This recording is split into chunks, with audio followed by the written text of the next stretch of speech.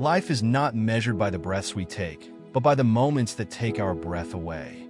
Yet, amidst the chaos of modern living, how often do we pause to truly breathe, to live, to feel the rhythm of life in its rawest form? The truth is, in the hustle of today's world, we often lose sight of what it means to be truly present. But here's the punchline. Mindfulness is not just a fleeting trend.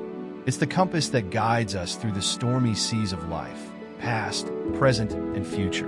Mindfulness is ancient, yet it is also the answer to the timeless question: how can we live a fulfilled life? Rooted in the teachings of Buddhism, mindfulness has traveled across centuries, transcending cultures and religions, to emerge in the modern age as a powerful tool for navigating the complexities of human existence. But what exactly is mindfulness? At its core, mindfulness is the practice of being fully present in the moment, aware of where we are and what we're doing, without being overly reactive or overwhelmed by what's happening around us. It's about quieting the incessant chatter of the mind and finding peace in the stillness. Sounds simple, right? Yet, in reality, it's one of the most challenging practices to master. Consider this. According to a 2010 study by Harvard psychologists, the average person spends 47% of their waking hours thinking about something other than what they are doing.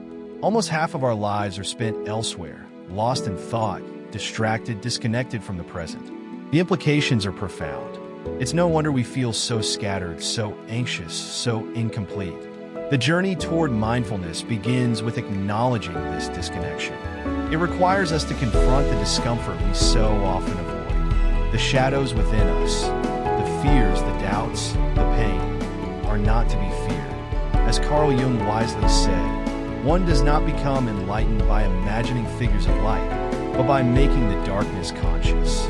We must be willing to step into the darkness, to face our inner demons, if we are to find the light within. And yet, how often do we flee from that darkness? We numb ourselves with distractions, social media, entertainment, work, anything to avoid the uncomfortable silence of our own thoughts. But in doing so, we rob ourselves of the opportunity to grow, to heal, to truly live. Mindfulness is the antidote to this avoidance. It teaches us to sit with our discomfort, to observe it without judgment, to let it pass through us like a storm through a valley. It's not about forcing positivity or pretending everything is fine. It's about accepting life as it is in all its messy, imperfect beauty.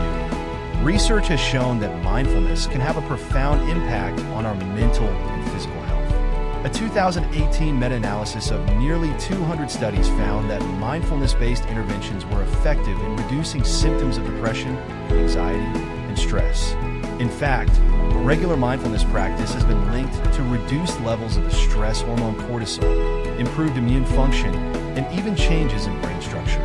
The prefrontal cortex, associated with higher-order brain functions like decision-making and self-control, actually thickens with consistent mindfulness practice. This is no small feat. It's a testament to the mind's incredible capacity for growth and adaptation. But mindfulness is not just about sitting in meditation for hours on end. It's about bringing that same awareness, that same presence, into every moment of our lives. It's about noticing the way the sunlight filters through the trees, the sound of your breath, the feel of the earth beneath your feet. It's about being fully engaged in whatever you are doing, whether it's washing the dishes or having a conversation with a loved one. In our hyper-connected world, where attention is the new currency, mindfulness offers a countercultural approach to living. It's a reminder that life is not something to be endured, but something to be savored, moment by moment. It's a call to slow down, to unplug, to reconnect with the things that truly matter. But mindfulness is not just about personal well-being. It's also about how we relate to others and the world around us. When we are mindful, we are more compassionate, more empathetic, more understanding. We become better listeners, better friends, better partners. We begin to see the world not as a collection of separate entities, but as an interconnected web of life, where every action has a ripple effect. And this is where the future of mindfulness lies, not just in individual practice, but in collective consciousness. Imagine a world where mindfulness is not the exception, but the norm. A world where we approach each other with kindness, where we listen with our hearts as well as our minds, where we are fully present